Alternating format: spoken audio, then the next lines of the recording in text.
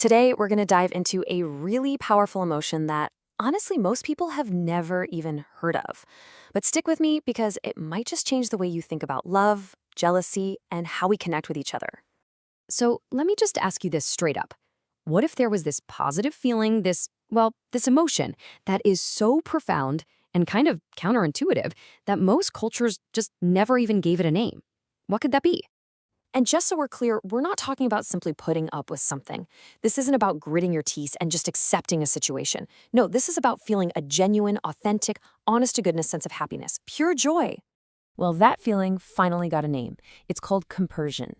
Now, it's a pretty modern word, actually. It was coined back in the 1970s by a polyamorous community out in San Francisco. They needed a word for an experience they were having that, well, literally had no word for it in the English language. So what is it? Okay, here's the textbook definition. It's the feeling of actual joy that you get when you see your partner find happiness with someone else. Now, notice the key thing here. This isn't about suppressing jealousy. It's about the presence of a totally different emotion altogether. Okay, so that's the idea, but what does it actually feel like, in your body, in the real world? Let's break down how this goes from just being a cool concept to something you can actually feel. People who experience this stuff report some really consistent physical feelings. It's not just a thought, it's a sensation. A lot of people describe this warmth that spreads through their chest, or this feeling of opening up instead of tightening up. Some even say they feel kind of giddy and energized. And emotionally, well, it's this really interesting mix of feeling proud of your partner, feeling grateful that they have these wonderful connections, and it's all built on this core idea that love isn't some limited resource. The belief that love can actually multiply instead of being divided is absolutely central to this whole thing. This quote from a research study, it just completely nails it. Compersion isn't about being on the outside looking in. It's about a huge shift in your perspective. It's feeling like you are part of that joy. Just, you're experiencing it from a different angle. Okay, so if it's a real feeling, what is going on in our brains that even makes this possible? I mean, how can we feel happy about something that our culture pretty much screams should make us feel jealous and threatened? Well, a huge piece of the puzzle is our attachment style. If you have a secure attachment, you've got this solid foundation of trust. It lets you see your partner's happiness as a good thing, not as a threat to you. Now, if you have a more anxious attachment, yeah, that same situation can feel really, really scary. But here's the most important part.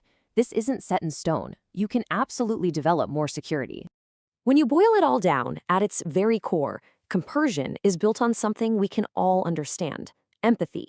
Specifically, a type called empathic joy, which is just a fancy way of saying you feel happy because someone else is happy. And that's a skill we can practice in every part of our lives. And get this, it's a real neurological event. It's not just in your head. Your brain sees your partner's happiness, and your empathy circuits, your mirror neurons, they start firing up. Then, your brain's reward system actually gives you a little hit of dopamine. Your brain is literally rewarding you for sharing in their happiness. How cool is that? All right, let's tackle the big one, the elephant in the room. How is this any different from just ignoring your feelings or pretending you're okay when you're not? It is so important that we clear this up. The difference is absolutely critical. Indifference is the absence of feeling. You just don't care. Martyrdom is the presence of suffering. You're hurting for their sake. Compersion is totally unique because it's the genuine presence of joy. They are three fundamentally different experiences.